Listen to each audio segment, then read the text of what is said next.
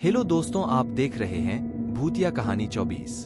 तो चलिए चलते हैं आज की कहानी की ओर। कनाडा के ओंटारियो के नियाग्रा फॉल्स के पास स्थित इस टनल का नाम सुनते ही लोग कांपने लग जाते हैं। इस टनल का निर्माण सन 1900 में ग्रांड रेलवे लाइंस के ठीक नीचे किया गया था और इस टनल को बनाने का उद्देश्य उस इलाके के पानी के बहाव को पास ही स्थित खेतों की सिंचाई के लिए प्रयोग किया जाना था।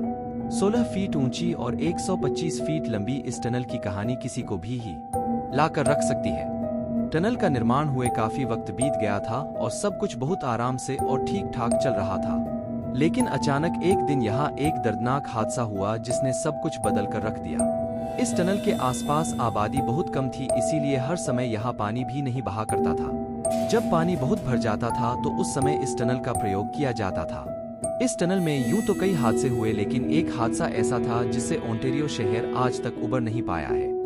एक बार की बात है जब इस टनल में पानी का बहाव नहीं था। इस टनल के पास एक घर में बाप और बेटी रहा करते थे।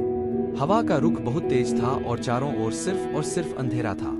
लड़की घर में अकेली थी और पीछे वाले कमरे में सो रही थी कि अचानक उस घर में आग लग गई और देखते ही देखते आग ने पूरे घर को अपनी चपेट में ले लिया।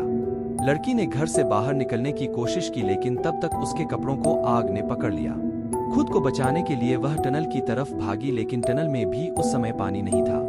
आग की जलन की वजह से वह चीखती चिल्लाती रही। उसकी चीख बहुत भयानक और दर्दनाक थी, जिसे सुनकर कई लोग वहां इकट्ठा हो गए, लेकिन किसी ने उस लड़की को नहीं बचाया और आखिरकार उस लड़की ने यहाँ दम तोड़ दिया।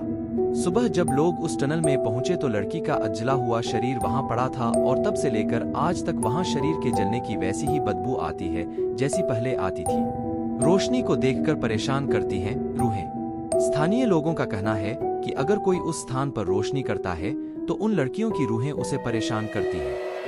कहते हैं एक सफाई कर्मचारी जब टनल की सफाई के लिए अंदर गया तो जैसे ही उसने माचिस जलाई तभी एक भयानक चीख उस टनल में गूंजने लगी और उस कर्मचारी ने अपने सिर के ठीक ऊपर दीवार पर एक छिपकली की तरह कुछ रेंगते देखा।